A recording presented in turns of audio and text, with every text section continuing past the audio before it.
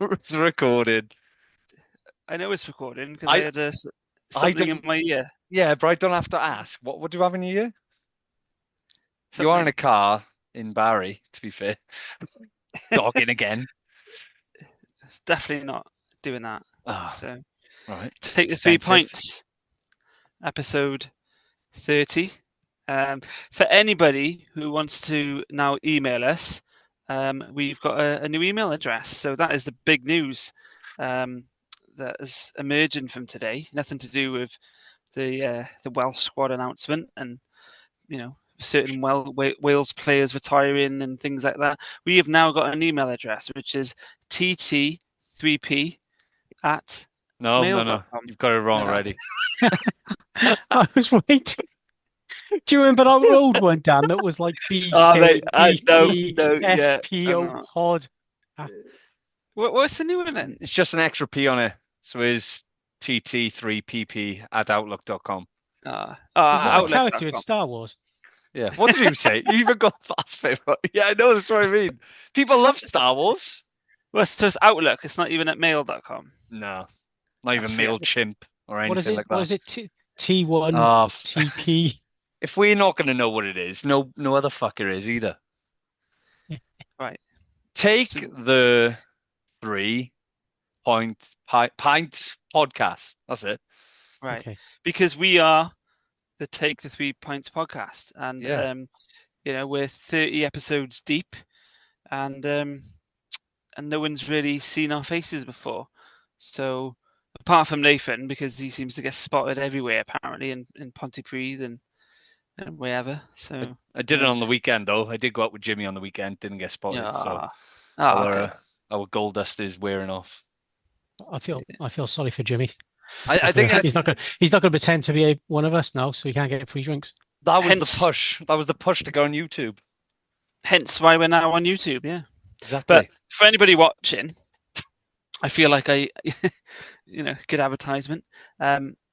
Nathan's drinking out of a mug with his name on. Well, his name's not N, but my sister's now you know who Natalie. Nathan is. My sister's called Natalie, so I think it is. Win-win. Yeah. Yeah. So, and you're using her cup. So who's the mug? Do you know what? I don't know how this is going to work on YouTube. Like, I can see myself in your fucking mirror. I could just in your window again. It's like Halloween. No, do you remember that comedy show with Peter Kay when he went like driving in the car with that woman like years ago? Like Peter Kay. Yeah, exactly. Well, people now know. I feel like I'm a passenger in your car now, and this is what the listeners are going to be seeing. It's going to be fucking trippy. Just don't stop driving. Yeah, but yeah, for anybody, I have 2 young children, and I don't want to wake them up. So we're not the children, by the way. No. But that is why I do the pod from the car. So, but I would never pod when driving. I would never do that. So, yeah. So I feel like we have to tell old jokes for like the YouTube people, because I bet there's people out there that have never even heard of us. Well, even our listeners haven't even heard of us. They're not going to fucking know our bloody email address now. I feel like we have to tell old jokes, but yeah, they'll get used to it in the end. Yeah.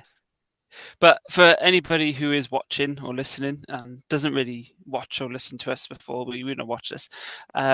So we are 3 lads from South Wales who, just for no particular reason, started a rugby podcast. And I say rugby podcast. Sometimes we talk about rugby. Most of the time we talk utter bollocks. So same thing.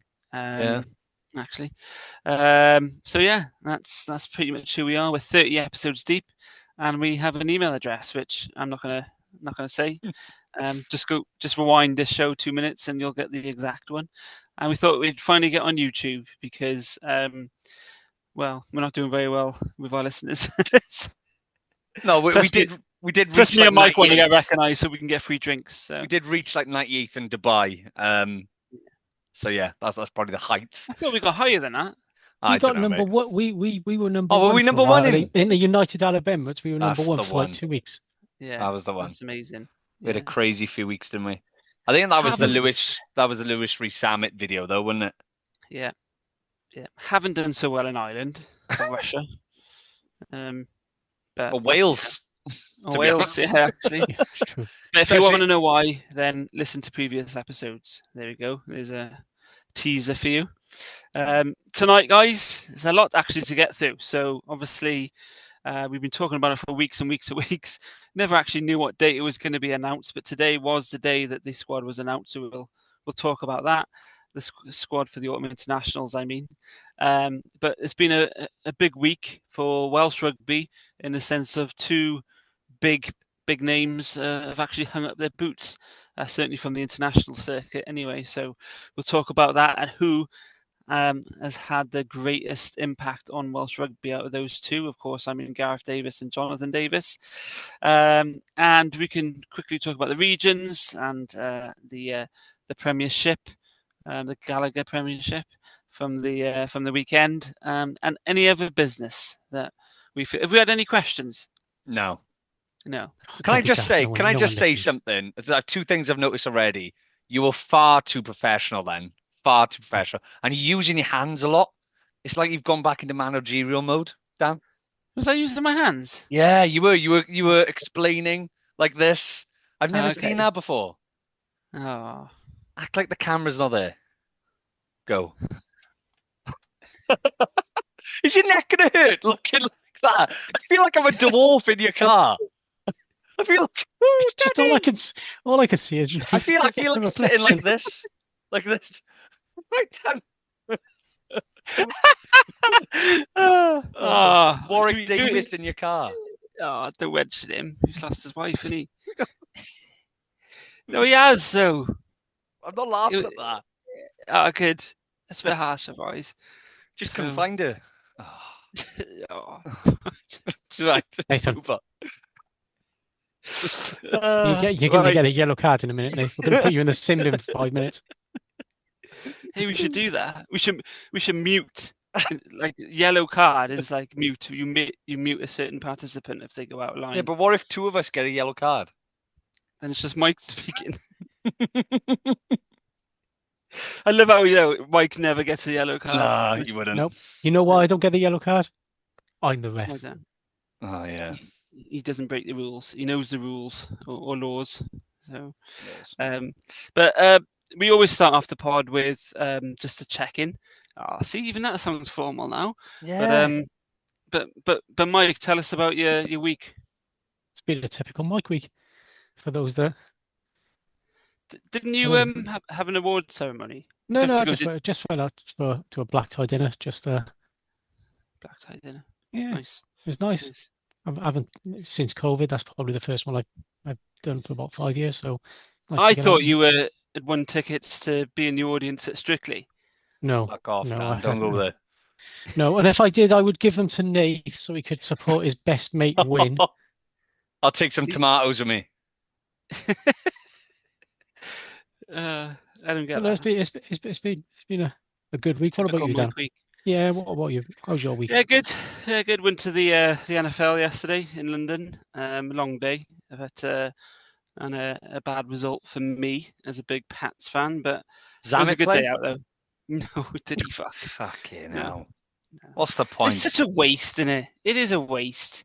Like it's just a waste. My old man dropped me in, right, and he doesn't follow NFL as much as me, and he said, "Oh, what's happening with Louis Summit now?" And I was just like, "Oh, it's just a waste." It is though, isn't it? Do we not think it's a waste of his talent? He's becoming more and more of a poster boy in America now, though, because he did an advert the other day, didn't he? For hair, wasn't it? for Did you see hair. it? Is that the Yeah. one? It's terrible. I was I like, would never do an advert for hair. don't sell yourself out. But then And why wouldn't you do an advert yeah, of for course hair, you Dan? We have to wait. We have to wait for another episode where I'm not wearing a hat. or not in your car. But yeah, Not my car. yeah. He's just selling himself out, isn't he? Like I just think like I obviously I don't know how much money he's on doing that advert, like, but my God, it was terrible. Like, I don't know if anyone It was of our cringe. listeners No, I've seen it. we'll have It to was like cringe. put like a clip out. Like, what we'll start doing, another thing we can do is with YouTube, anything we talk about, anything we reference, I can put a link to whatever we're talking about in the description. So Yeah. I'll put the link in the So if any in the description. businesses are listening to us in South Wales, Hair products. free advertising, and We will you sell know, out. we will sell your name. Yeah. So, for small, I don't know. Mike, your hair looks a bit weird for me. Speaking of hair, oh no, it's not your hair. The back of your door, look, when you were positioned just right, so there's something on the door behind you, and it almost looks like he's got a bit of a mohawk, doesn't it, Nate? No, a little bit. It's more of like a cow's lick type thing, isn't it? It's just fun, just doing its thing. Yeah, it's not your hair though. It's the poster in the back. So, like for me, it looks like. Anyway, we're waffling a little bit. Nate, how's your week been?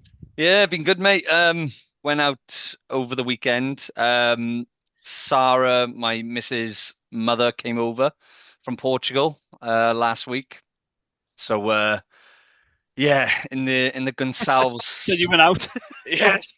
No, but they so I've never met her before. So my partner asked me to come up the house, and I get there and they're singing Portuguese karaoke and stuff, which I enjoyed to a certain extent. Through my partner, I kind of have heard some of the songs, and some of them are all right, but I don't know. The thing with Portuguese languages is that every time Careful now. I don't know another part of the world that we're gonna piss off.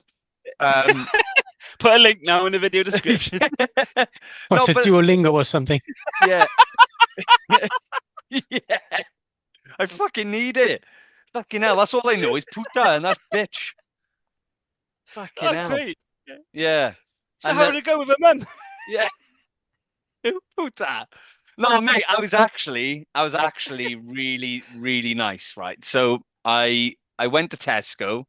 She loves Tafifis like caramel with a nut and the chocolate in.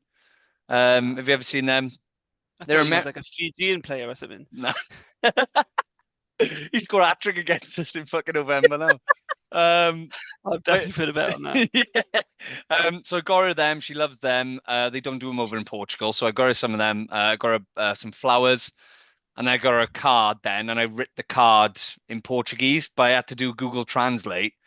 But then I did another translation, and it was completely different. I did a third translation, completely different, and I was just losing my fucking head. So I took like a line from each of the websites that I was using, and I give it to her, and I don't know whether it was right or she was just being kind, but she was over the moon with her apparently. So, What did you check with Sarah if it was well, right? no, because like I was writing it in the car park before going to the house to meet her mother, so I didn't have time to verify it. You That's could ring poor her. That's poor planning. That is. It is poor Yeah. plan, but I'm a bloke, Mike. Come on, like You could have like said what you wanted, sent her a message. She could have sent you a message back in Portuguese, and you could have just copied the message back yeah, I onto the could card. have. I could have, but yeah, look, it is what it is. She enjoyed it. The winner, right? That's the main thing. Yeah, it went all right. And she's over here now for 3 weeks, I think.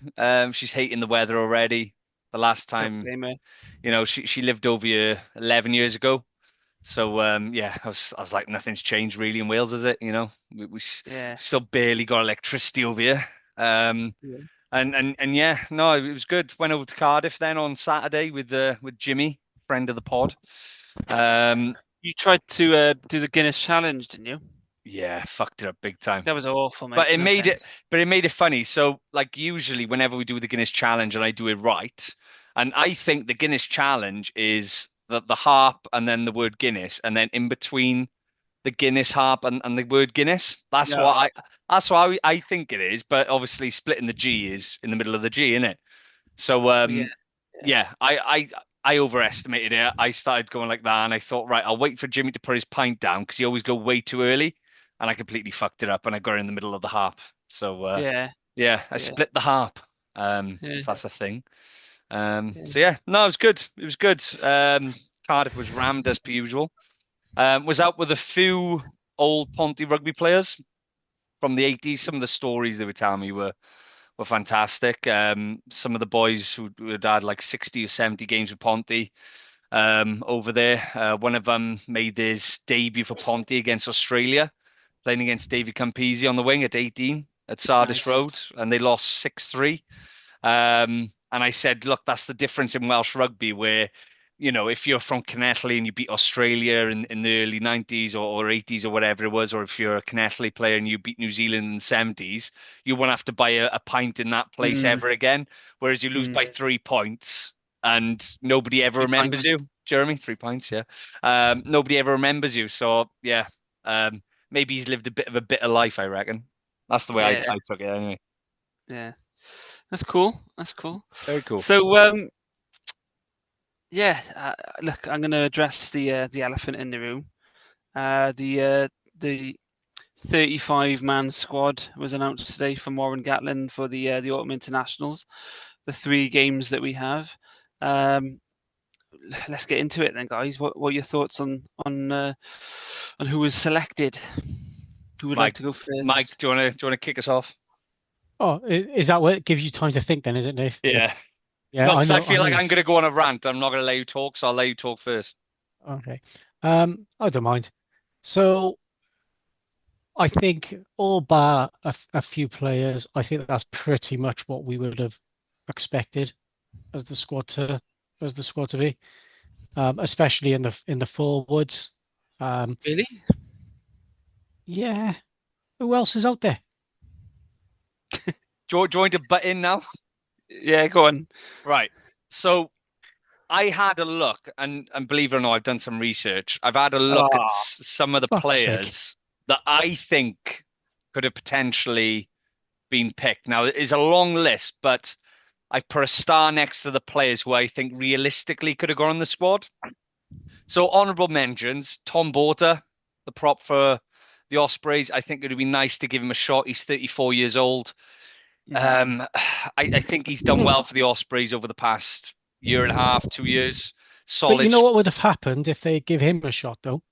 Oh, we're supposed to be building towards the future. Oh, we're going to bring a 34-year-old in. Yeah, but he's got Henry Thomas. But they've already got Henry Thomas, who's older than Tom Border, I think. I think Henry Thomas is 35 or similar age. So, you could have Henry Thomas there and go, right, okay, we know what you're about. We've seen what you're about. We've seen you on the international stage for England and Wales. I know, fucking ridiculous. Tom Border, you've never played international rugby before.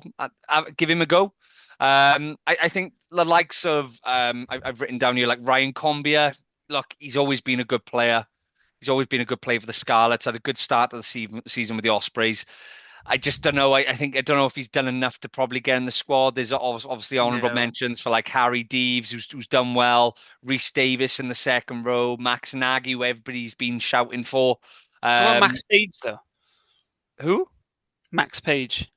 Max Page. Well, I was going to get onto him. He's one on the list. In the centres, I think the way Gatland's worked it, he sort of got the locks and the centres who have the most experience.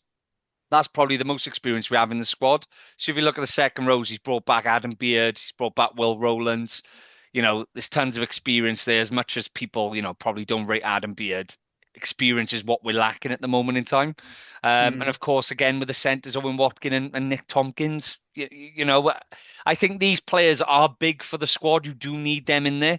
But if I look at the players I probably would have replaced and probably would have chosen someone else, Kemsley Mathias, I'm sorry, I've never seen him do anything in a Scarlets jersey or a Wales jersey. Corey Domakowski's been playing really well for Cardiff this season. So I'm unsure. That was a surprise. He's not been picked. I think him and Azarati. Is he injured? I'm not sure. So this is what I wanted to get at. I'm not sure because you guys are Cardiff fans, so I'm not 100% sure. I've probably been watching Cardiff as much as you guys, but yeah, I would have certainly picked him. And the same with Liam Belcher as well. I know him and Evan Lloyd, it's almost like a tug of war between them for the number 2 jersey at Cardiff, but Liam Belcher's captain Cardiff. Do you know what I mean? So surely he has that hand on in that regard. And I think the back row options then, there was so many back row options that we could have gone down.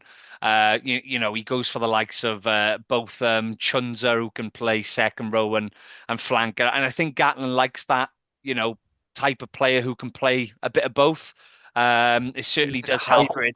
Yeah, hybrid. And I think the new lock, Thomas. Is it Freddie Thomas that they've got Yeah, from Gloucester? He can play a bit of six as well, so he likes that sort of he's dynamic. had a great season so far for He Cardiff. has, he has. And look, just some of if I name some of the back rowers here that haven't been picked: Dan Thomas, Thomas Young, Josh McLeod, Mackenzie Martin.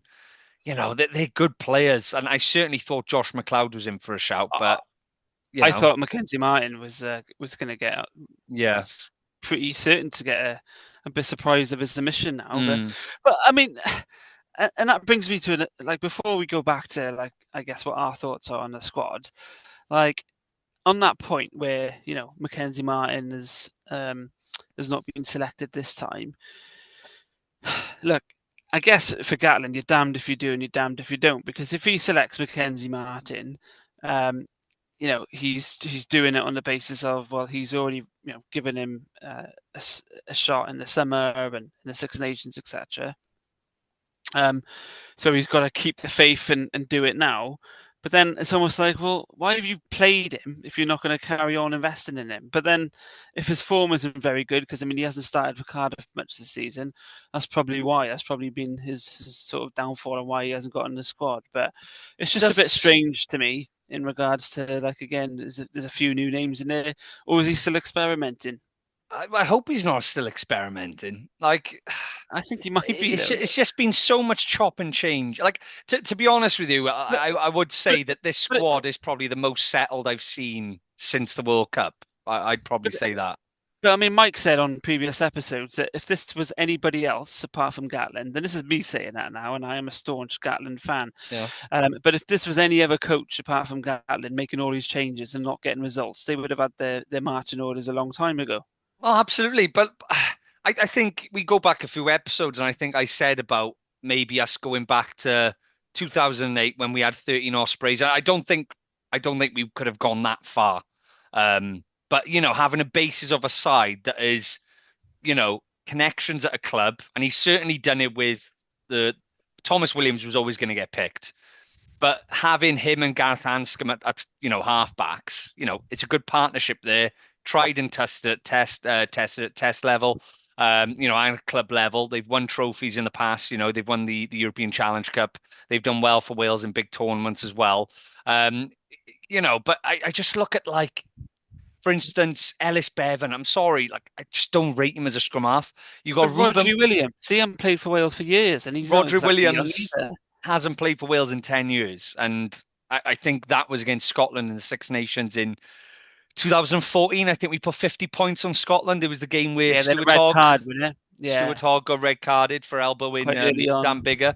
But look, you got Ruben Morgan-Williams just playing out of his skin for the Ospreys this season. He's been fantastic, and you've also got Kieran Hardy there, who never let Wales down or anyone down for that matter. Do you know what I mean? And he went on tour to South Africa, and he caused South Africa quite a few issues with his box kicking. So he did, And I would have thought that would have been the type of game plan that Gatland would have liked. The box kicking, sort of box kicking, and then get Mason Grady, Max Llewellyn, chasing that ball. Battle for scraps. I think that's where Wales are. If any Welsh fan listening or watching this now, strange saying that, watching this. Yeah. If any Welsh fan watching this is thinking we're going to play some, extravagant rugby, you're wrong. Like, we are going to be living off scraps, and I guess going back to your point a couple of weeks ago, Dan, that Fiji game, start off with, it is looking even more dangerous now the closer we get to it, because I think he's picked a side that probably, knows its place. If you get what I mean, I think that we're going to keep it tight in the pack. You even go back this is what I love about Facebook now. Facebook for me is a dying breed, right? But it pops up, on your memories, a video from a couple of years ago or whatever, and a video popped up from 2019, and it only seems like yesterday that we were competing for a World Cup. And it's crazy to think that. And James Haskell was on he was on an interview with somebody, and he's basically saying Wales can actually win the World Cup. And if they do win the World Cup, then we're just gonna have to create our own game because they'll never stop talking about it. just like them twats, haven't since 2003. 1966. 1966. But even back then, we didn't have, a great way of playing rugby. We put the cross kicks, across to Josh Adams or Hadley Parks. If you remember, Hadley Parks was always on the end of those cross kicks. Yeah, and you always won them as well. And we always won them, and we'd go through 30 phases, and I loved it. I absolutely loved it because I love, having possession is 9/10 of the law, and it's something that in potentially football, you can win games without possession. Unfortunately, if Wales don't have possession, we are fucked, and I think Fiji, they'll be trying to keep the ball live. They'll be trying to run it from everywhere. And I just don't know if we're able to compete in a high scoring game. If you know what I mean? If it's a high scoring game, I think that's when we're going to come short.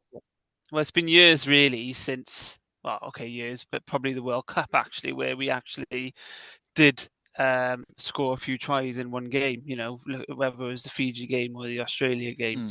Ever since then, we've had an issue with our attack.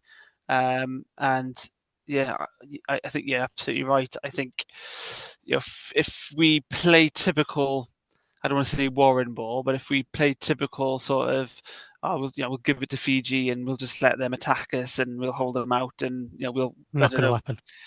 Yeah, it's not going to happen. No, we're not. They'll batter us, quite frankly.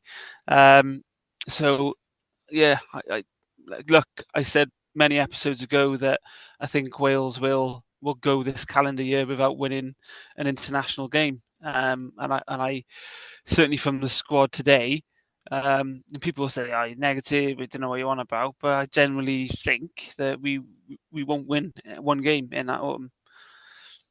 But I mean, you know what it's like. We're saying that now. We are negative now, and I've been negative from the summer about this Welsh team, and it's rotten all the way through all levels of the WRU at the moment. But we're all going to get on the Thursday and the Friday before the Fiji game. We're all going to get that excitement back, and we're all going to go, "Oh, maybe something can happen." And I mean, we're all saying no now, but Dan, we know what we're like, don't we? We'll get the excitement. We'll get the excitement before the game. But my question to the pair of you is: do we need victory, or do we need a good performance? Victory. So you would take a victory that we somehow just about do. I don't know what Nathan would say, right? But all I'll say, and again, we've mentioned this on previous episodes, and I think back to sort of like Steve Hansen in like 2003, 2004, whatever. And, at some point, like he was all about the performance, and it wasn't about the result. And you can only, as a fan, you can only put up with that. I don't want to say excuse, but with that approach or philosophy, maybe a better words, for so long.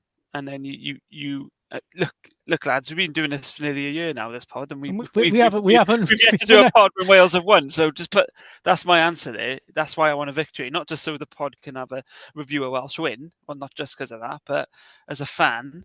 I just, I don't know. I just forgotten what winning feels like generally. I mean, Nath, what about you? Is it more important to have the victory or the performance? I think Fiji has got to be a W. And look, as soon as Mike said earlier that, the closer we get to the game, the more excited you get. I think I sent into the WhatsApp group today, didn't I? The sort of best side that I think we could put out. And I was looking at it just now, and I was like, it's not actually a bad starting 15. It's certainly a really good pack. So I went with Nicky Smith, prop, Dewi Lake, Henry Thomas, Beard, Rowlands, Reffel, Jack Morgan, and Wainwright in the pack. And like, if you look at that pack, the experience is there. The quality's there. The back row. There's many people talking about Wainwright. As a starting number 8. Who's breathing really heavily, lads? Someone's breathing really heavily. I was just getting really excited by your Sorry, stand. I know it's going to say. And then Dan, obviously, stop talking with your hands again. Stop talking with your I hands. know. And yeah, that pack. And when Mike said that, I kind of thought, well, if we can get Fiji in a stranglehold, potentially we can just demoralize them early on. Just keep it in the forward because they want to get it out wide. They're not the side that want to, do the. And to be fair to them, last year in the World Cup, they did learn that side of the game. And I probably sound really demeaning when I say that, learning that side of the game, but it's something that Fiji we're not used to seeing. Yeah, they haven't in history. Yeah. And when obviously they come up against Australia, they took Australia on up front. Probably not the hardest Australia side they're going to come up against, but the pressure was on Fiji. And again, that's another thing that they're probably not used to is that pressure of, right, okay, you've lost to Wales, as they did in that first game. You've got to beat Australia now to make it through to the knockout phases. And again, and then they lose to Portugal. And they lose to Portugal then, but then they give England a game. So look, well, they did give England a game, but to your point, they lost that game because they couldn't match England up front, could they? Yeah, exactly. So I think if we want to go strong, and I think, look, I think the players will be buzzing to have Fiji first up. I think if it was South Africa or something, they might be a bit heads in the doldrums. Just trying to think, when's that victory going to come?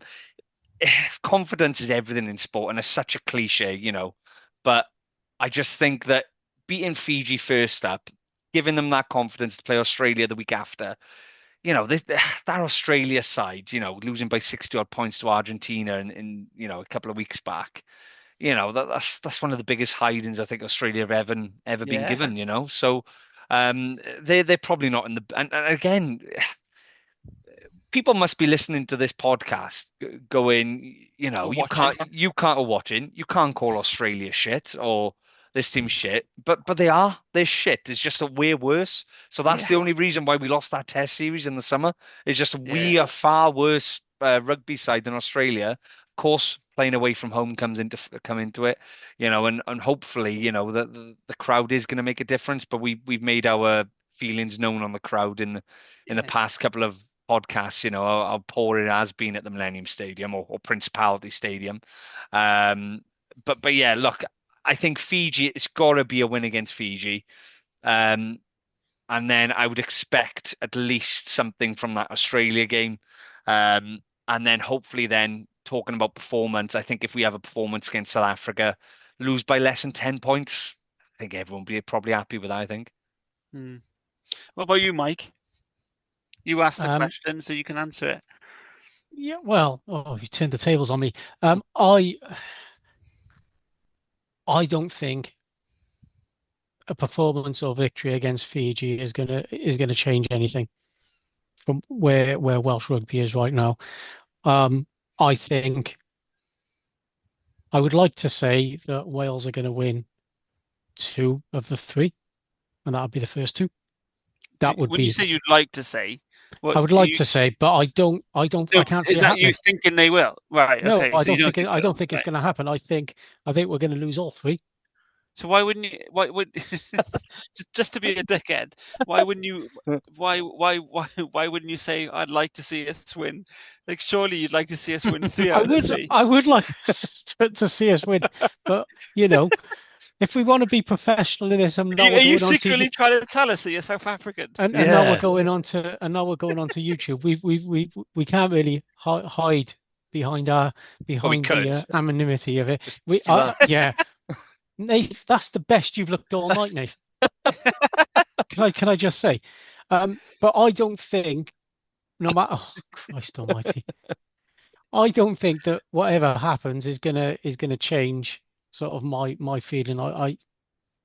There's no direction. This, as we said, this is kind of, is he selecting players to build for the future, or is he just bringing older players back to? I'm not sure. Does he not really? I don't know. I don't think he knows what his best team is. I don't think he knows what his best players are, and he is being hands tied a little bit with this 25 cap rule that's still in place. So we all had high hopes that over the summer, don't worry, Mike, you were both telling me, don't worry, they're going to be looking into it. They looked at it. they closed the book and they threw it back out is what they probably did with that one. But I just there's no direction, and I've said this before on previous pods. The Welsh team's got no identity at the moment.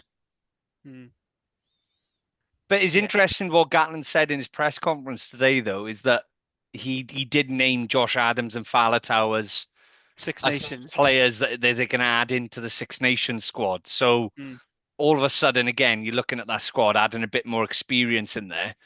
But look, at the end of November, we could be saying, you know, how well we've done, how he's brought through the likes of Blair Murray and seen a player like that.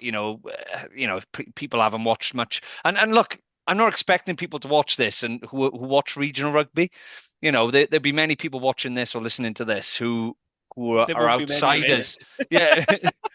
I'll be having one. There's too much rugby for people on this now. Yeah, I know, but like, I just think like a player like Blair Murray, I don't think many people would know much about him. Like, because I've only watched a handful of his games. He certainly impressed me though. You know, he scored a fantastic try in the win over the Bulls on Friday. A massive victory for the Scarlets and probably a bigger victory for Dwayne Peel.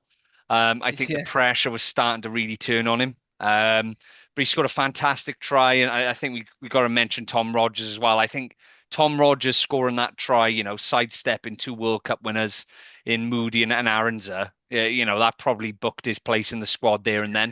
I was going to say, do you reckon if he doesn't do that, he gets named today? Probably not, because he got left out, didn't he? Did he get left out of the summer and the Six Nations? Six Nations, yeah. And I've always thought he's a good player. You know, he's a sevens, got sevens background, he's got good feet. You know, so like players like that, I don't think a lot of people are gonna probably recognize. You know, it's crazy to think that.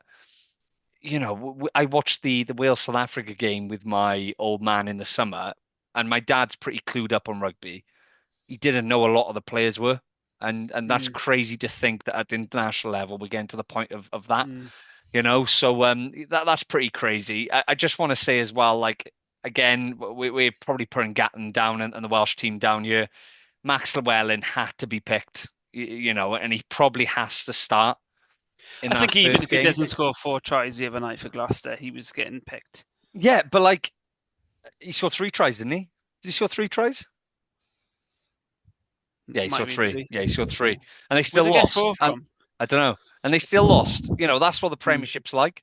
But he's been playing well all season, whether it's on the wing or in the centre. He's been playing well all season for Gloucester. You know, I probably, you know, not too proud to say this, I probably watch more English rugby than I do, you know, Welsh rugby, you know, at the moment in time. It's just because it's a better product, you know, and it's something that we've talked about again on the pod about Welsh regions going into that Premiership, you know, which would be an absolute dream. Might take a few tonkins to start off with, but hopefully, you know, that there'll be money there, a bit of a cash injection for some of these Welsh regions. I mean, I was watching Leicester on the weekend and they got Pollard at outside half, and but did you hear the rumours that Costello might be going back to Leicester, and Leicester might want him? And I was like, my God, have they been watching Costello over the past year? Like, you know, he's starting for Wales, but as I said, there's probably 6 fly halves in Wales. Highest. Yeah, exactly. But like, he's probably the least talented out of all of them. You know, I was, and this is where I get a bit confused again with the selection, because like, you know, you got your Blair Murrays and a couple of uncapped players, and then I thought, well, surely Dan Edwards deserves a shot.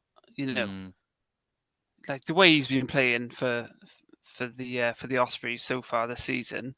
I just thought, you know, you'd get him in the squad, but I did say a few pods back, I thought Anscombe, he'd wait, similar to like Faletau and Adams, he'd wait till the Six Nations to bring back Anscombe and try a few different things at you know, 9 and 10. You know, vis-a-vis Dan Edwards being one of them, but you know, he's gone with Costello, and again, we've said it before on pods. That's probably the name of this pod, is we've said it before on previous pods. But I think Costello's had his shot, I do. He's had a good opportunity now to put his hand up the highest and say, look, I'm the number 10 for Wales. But he hasn't took that opportunity for me. Yeah, Warwick Davies could probably put his hand higher, to be fair, but yeah. Oh. I was going to say something. I'm not going to say it. I'll get a yellow Don't. card from Mike. Yeah, look, I think that's the problem though. When a squad's released, and it never used to happen back in the heyday of Gatland in 08, 09, 10 or whatever. We'd have the bulk of the team that would stay there each camp, and he'd probably chuck 3 new caps in each cap. I just think now when you sort of see the same old names that have let Wales down before, and they're probably going to let Wales down again because they've been given so many opportunities, the likes of Ryan Elias. Costello, the likes of Ryan Elias. I was going to have Ryan Elias as the pop password for our email, but didn't in the end. So anyone trying to get in there. Also Ellis Bevan. I'm sorry, I just don't know what he offers us. I've said enough about Ben Thomas. Ben Thomas has played well club level for the past That's a great sort of 6 months. But do you know what? It's a great selection, to be fair, and I hope he starts against Fiji because I think he needs to start against Fiji if we're going to win that game. Do you think? Yeah. Well, who else would you start? Where would you play him, though, Dan? You can't play him fly half. No, I wouldn't play him fly half. I'd play him at probably 12. But surely you'd have Max Llewellyn there at 12. Surely you have. He can play wing. If you think Max Llewellyn and Mason Grady in the centres, like normally they don't play centres for Cardiff though. But Mason Grady, I think Mason Grady or Max Llewellyn are both inside centres for me personally. I know Mason Grady does well off the wing. They're not playing that for the club, are they? Yeah, but it doesn't always matter. A bit of both. It doesn't always matter, does it? The amount of times Liam Williams used to play fullback for Scarlets but play on the wing for Wales. These international players, if you're a good player, you play anyway. Look at Dupont. Dupont is playing outside centre for So we're going to put Archie Griffin in a fly half then. Well, that's a bit different, isn't it? Come on. No, it's not. You said they're international players; they can play anywhere. Well, not international class players. I wouldn't say Archie Griffin's an international class player. No, I disagree with you there. I think he changed my opinion of him over the summer tour. I think he's one of not many who came back from Australia probably with his reputation almost intact and enhanced a bit on the international game. His work rate and his effort out there. I agree. And he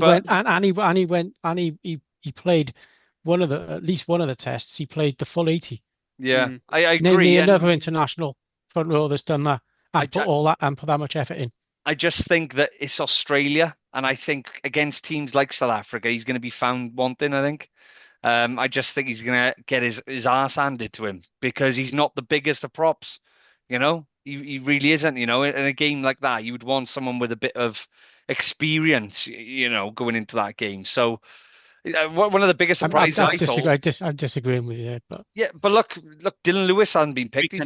He's had over 50 odd caps for Wales, and he hasn't been picked. And he's playing games for Harlequins. He's played games for Harlequins over the past 2 years. And one of the hardest probably divisions apart from the top 14 to be a prop in. It's the toughest test you're going to face because each week you're either coming up against South African or an Argentinian international or an England international. So yeah, look. What do we think about the hooker situation? Because again, we can, we've made jokes and we can make jokes about sort of Ryan Elias and Evan Lloyd, etc. But people will ask for a solution, won't they? They'll ask, all right, then who's gonna play hooker? And obviously, come on, there's got to be better hookers than.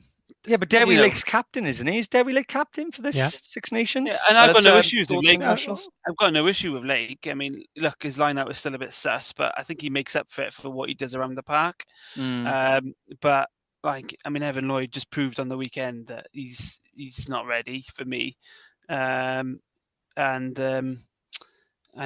Yeah, Elias, I just don't get. I just don't think he does that much around the park, and he just cannot throw it straight.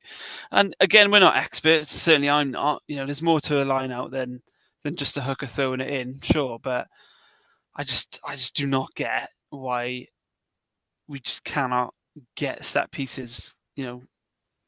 Right. the new I've said it law, before, but the new law changes might go in Ryan Elias's favour, though. Have you seen some of the new law changes? tell me about that. So, they're going to trial it. I don't know whether they're trialing this autumn internationals or at some point in the next 6 months.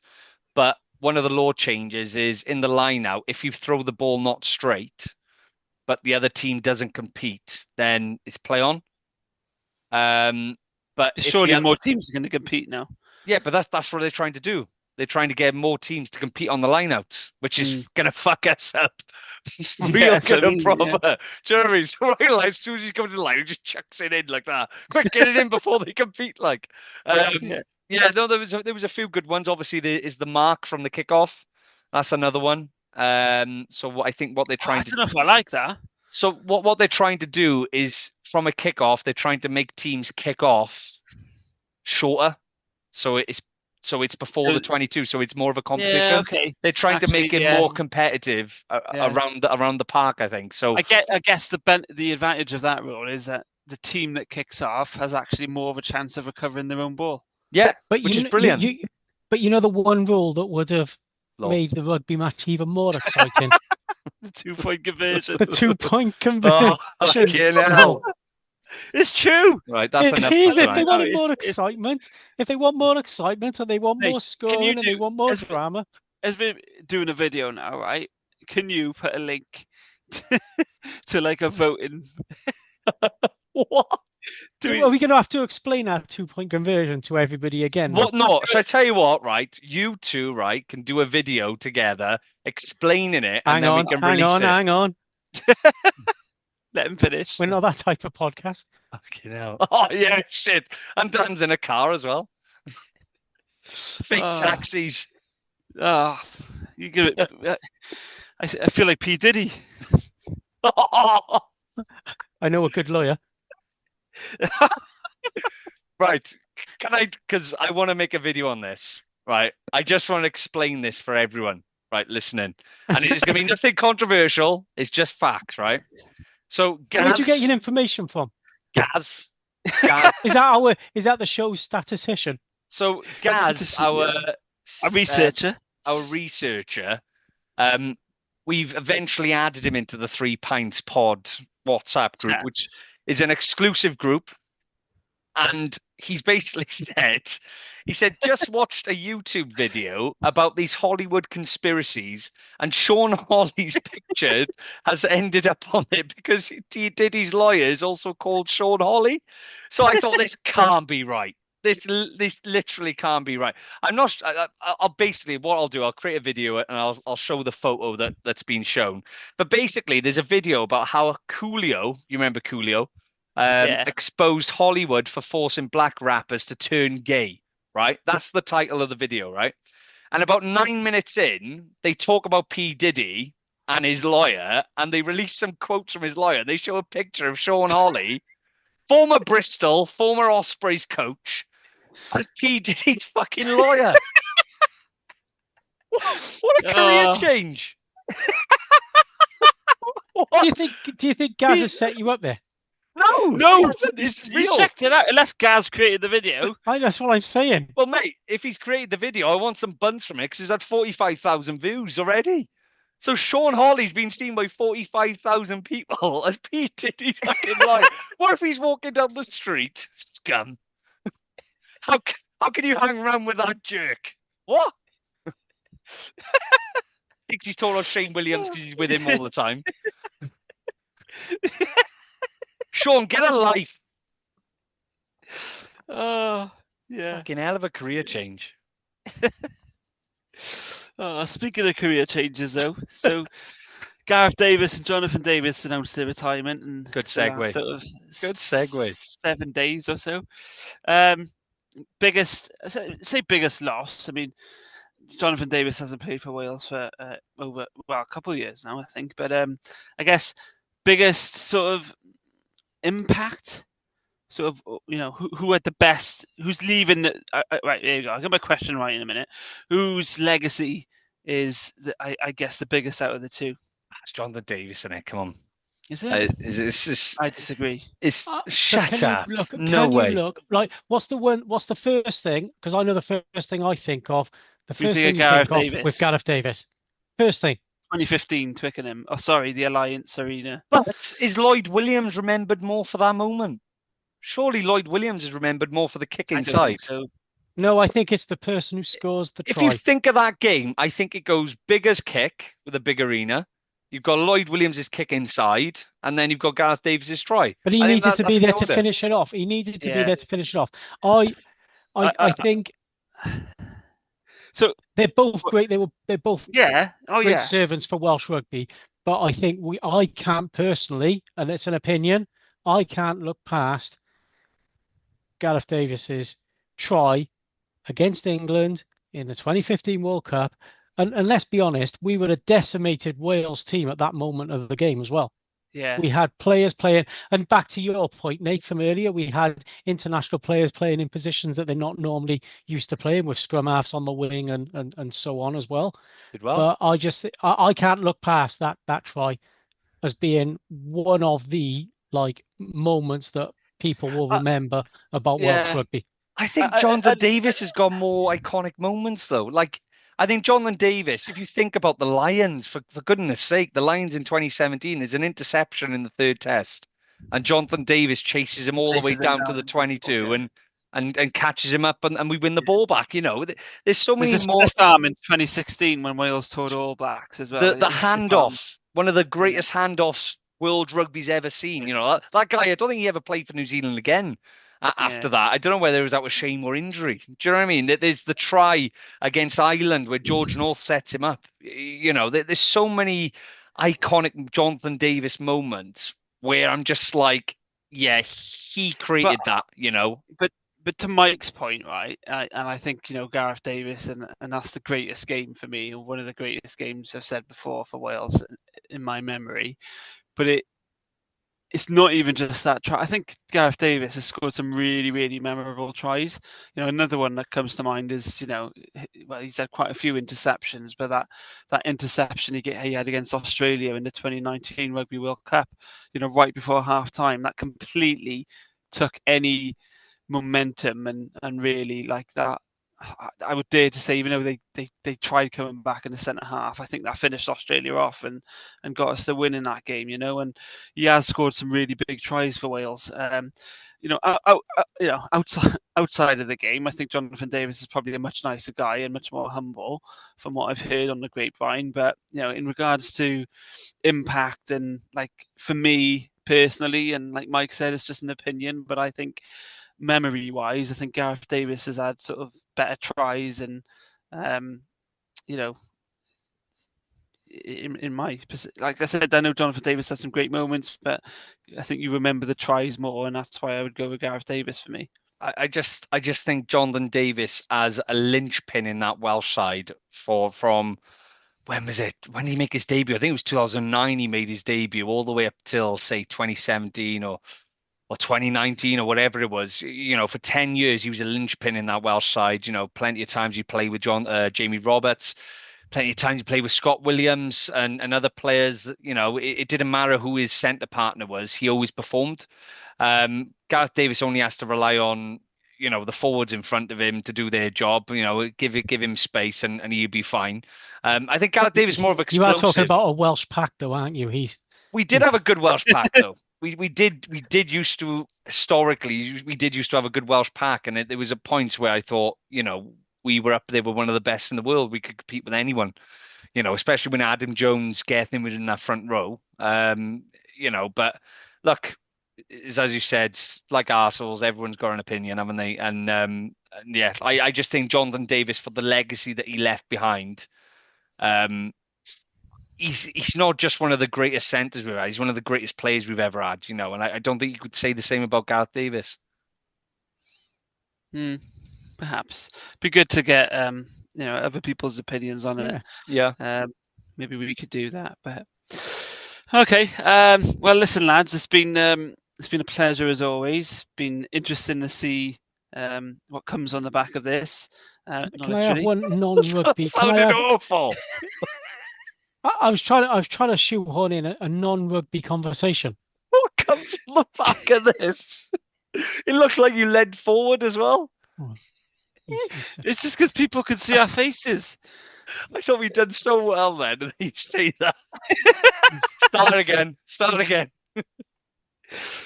Mike, go on.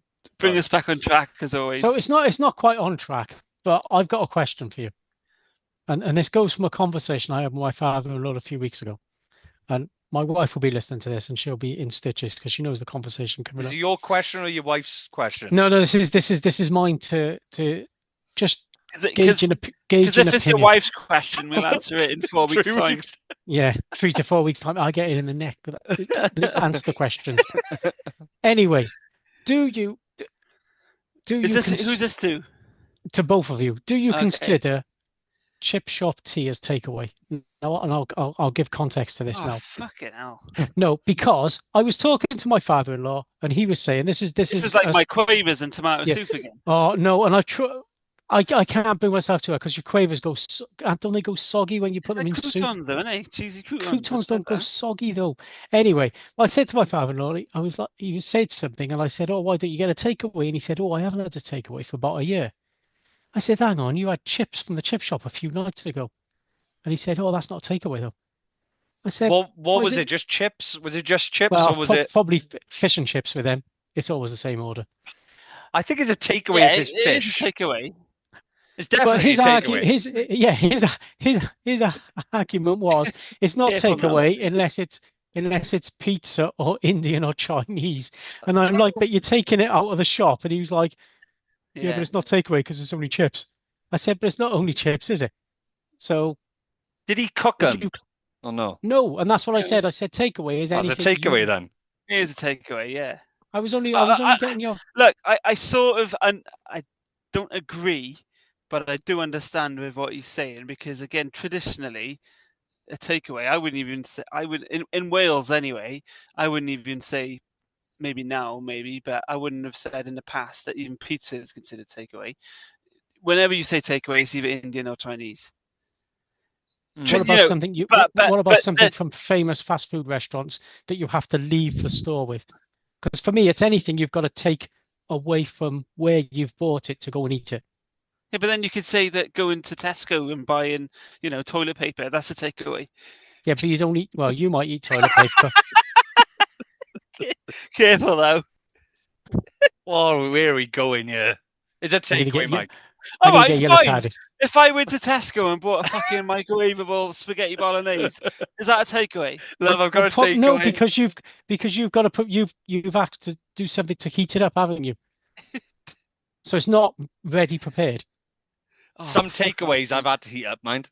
Okay, fine. I know, but that's from a shit takeaway. If I go to Greg's then and buy a sausage roll and eat it outside of Greg's, good point. Cheaper, good point. Is that a takeaway? I don't think that's that's a good point. I don't think it is. It's not. Yeah. But have you taken it away from the establishment? Well, yeah, the physical act is a takeaway, yeah. But, if you said on a Saturday night, "Ooh, I'm going to have a takeaway," no one's going to say, "Oh, what are you going to have, Indian, Chinese, or Greg's?" Oh, I might have a yummy. They are quite nice, actually, aren't they? Yeah. What Mike's having for lunch? I'll combine them. I'll have a sausage roll with an egg fried rice and an onion bhaji. Is that you trying to fusion cuisine then, Dan? Oh, fucking hell. Multinational. I was only trying to prove a point. I was only trying to. Well, what are you trying to prove? The chips is takeaway. The chippy tea. No, I agree. It is. Well, yeah, it is. Thank you. And that's all. That's it. And then you went stupid talking about Greg's and getting microwave meals because you had to go one step too far. No, the physical act of it is a takeaway. But all I was saying was, in your father-in-law's defence, if he's watching and listening, is I'm guessing he's slightly older than you. Well, yeah, he'd have to be. It'd be a bit weird if he wasn't. No, he's younger than you idiot. What the fuck? What?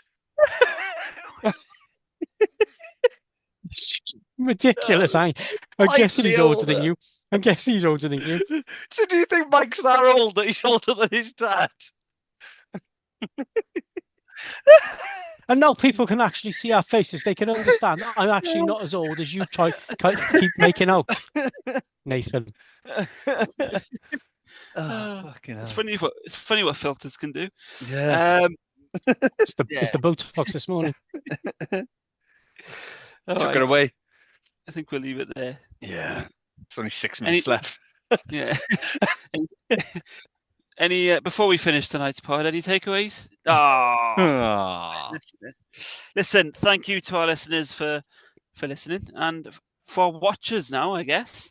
And let us know any feedback that you have. Be nice, be kind, be gentle.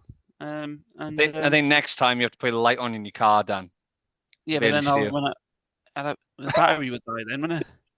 Don't do it in your car then. just turn the engine on. Just make sure make sure the your house next week for the pod. What, for food as well, or? I will have to get a takeaway. If I bring food from my house to your house, is that a takeaway? It depends where you've got it from. No, but it's a takeaway for you, isn't it? What if you steal it? What if you nick something? Is that a takeaway?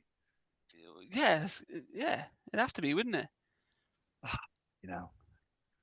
right. I was just thinking, if you get like to your point, the Greggs, you can sit in some Greggs now, can't you, as well? So is that now? I'm confused whether that would be a takeaway if you're still sat in there eating. Well, you wouldn't be a takeaway if you sat in there. Yeah, if I went to an Indian restaurant and sat in there, that's not a takeaway, is it? Unless I bring in my Greggs. What if you've got any leftovers and you take them home with you?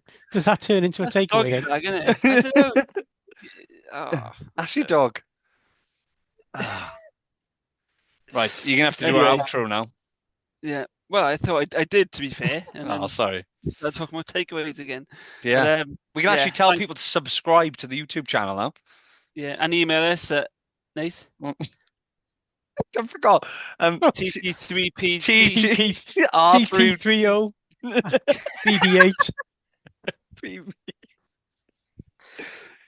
TT3PP@outlook.com, and our YouTube page. We'll chuck a link out on socials. And is that something else I'm gonna have to like? Yeah, you have to like it, mate, and subscribe now. Okay. Yeah, hit that subscribe button, and we'll see you next week. See you next week, lads. Cheers.